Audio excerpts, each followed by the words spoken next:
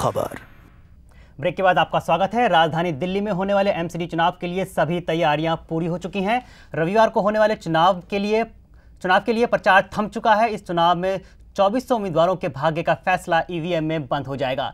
दिल्ली के कुल 1 करोड़ 12 लाख वोटर अपने वोटों के जरिए पहली बार 3 भागों में बटी एमसीडी चुनाव के लिए वोट डालेंगे। आखिरकार देश की राजधानी दिल्ली में एमसीडी चुनाव का दिन आ ही गया। रविवार को होने वाले दिल्ली के दंगल के लिए सभी तैयारियां हो चुकी हैं।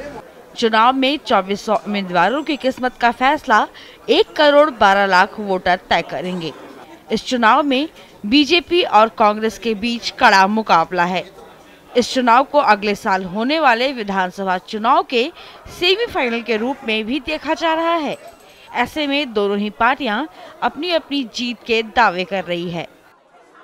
ये फैसला आवाम का होता है, प्रजातंत्र में आवाम फैसला करता है, लेकिन मुझे पूरा यकीन है कि दिल्ली के लोग 5 सालों में भारतीय जनता पार्टी के जिस तरीके का प्रशासन, जिस तरीके का एडमिनिस्ट्रेशन उन्होंने दिया, उससे फेडअप हो चुके हैं। और मुझे पूरी उम्मीद है कि कांग्रेस अपनी नीतियों के आधार पर और जो कुछ हमने किया दिल्ली में पिछले 13 वर्षों में, उसके आधार पर हमको वोट दी। एमसीडी को अब 3 भागों में बांटे जाने के बाद पहली बार चुनाव हो रहा है। बीजेपी ने अपनी पूरी ताकत झोंक दी है। जितेंद्र गुप्ता जी के नेतृत्व में एक अच्छा प्रशासन देने का काम किया है। मुझे लगता है इन उपलब्धियों के आधार के ऊपर हम इन दिल्ली नगर निगम के चुनावों में इस जंग में उतरे हैं और कांग्रेस के भ्रष्टाचार से लड़ाई करते हुए हम दोबारा विजय तीनों कॉरपोरेशन में होके आएंगे, इस बात का मुझे पूर्ण विश्वास है। राज्य निर्वाचन आयोग ने वोटिंग के लिए लगभग 70,000 अधिकारियों और 30,000 से अधिक पुलिसकर्मियों को तैनात किया है। कुल 11,500 पोलिंग बूथों में से 55 को अति संवेदनशील और 275 को संवेदनशील घोषित किया गया है। ऐसे में जनता कौन सी पार्टी को एमसीडी के सत्ता की कुर्सी पर बिठाती है, ये तो 17 अप्रैल को आने वाले नतीजे ही बताएंगे। Manjeet Kaur, JN news, Delhi. South Delhi के नेब सराय इलाके में पुलिस ने देर रात चेकिंग के दौरान फल सब्जी के ट्रक से 47 पेटियां शराब बरामद की है। पुलिस के मुताबिक शराब हरियाणा से दिल्ली में एमसीडी चुनावों के दौरान बांटने के लिए लाई जा रही थी। दरअसल एमसीडी चुनाव को लेकर 13 अप्रैल की शाम से ही दिल्ली की सभी शराब दुकानें बंद हैं, इसलिए शराब हरियाणा से दिल्ली मंगाई जा रही थी। पुलिस ने इग्नूर रोड पर पकड़े गए ट्रक के ड्राइवर सतवीर के खिलाफ मामला दर्ज करके उससे पूछताछ शुरू कर दी है।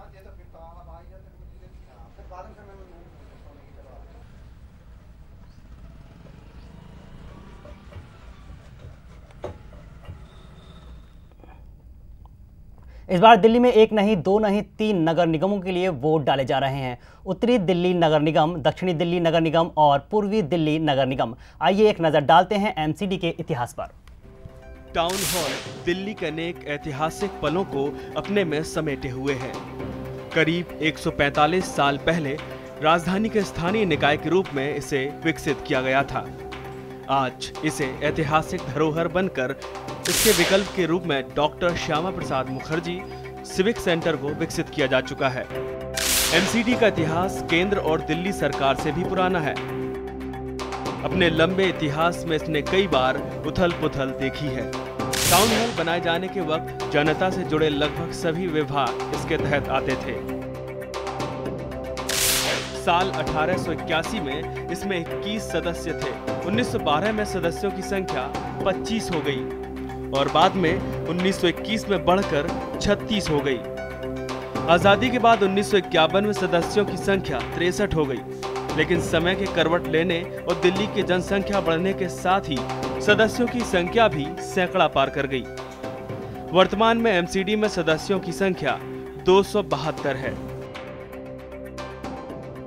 1866 में टाउन हॉल का निर्माण लगभग 1,86,000 रुपए में हुआ था।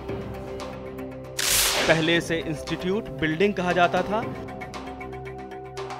1864 से 1869 के बीच घंटाघर का निर्माण किया गया। इसके निर्माण पर महज 22,134 रुपए खर्च हुए थे। इस साल निगम का मुख्यालय सिविक सेंटर में ट्रांसफर कर दिया गया है। तकरीबन 600 करोड़ रुपए की लागत से बना 28 मंजिला सिविक सेंटर पूरी तरह से वातानुकूलित है। इमारत का निर्माण ग्रीन बिल्डिंग कॉन्सेप्ट के आधार पर किया गया है। यहाँ पर सौर ऊर्जा व्यवस्था के अलावा rain water harvesting, sewerage treatment system सहित अनेकों सुविधाओं की व्यवस्था की गई है। इमारत में लगभग 300 निगम पार्षदों के बैठने के लिए संसद की तर्ज पर एक बड़े हॉल का निर्माण भी किया गया है। इमारत के ऊपरी तल से पूरी राजधानी का दीदार किया जा सकता है। Balkrishna Mishra, GNN news, Delhi. Bulletin में खबरें और भी हैं, लेकिन अभी लेते हैं एक छोटा सा ब्रेक। ब्रेक के बाद जल्द हाजिर होते हैं।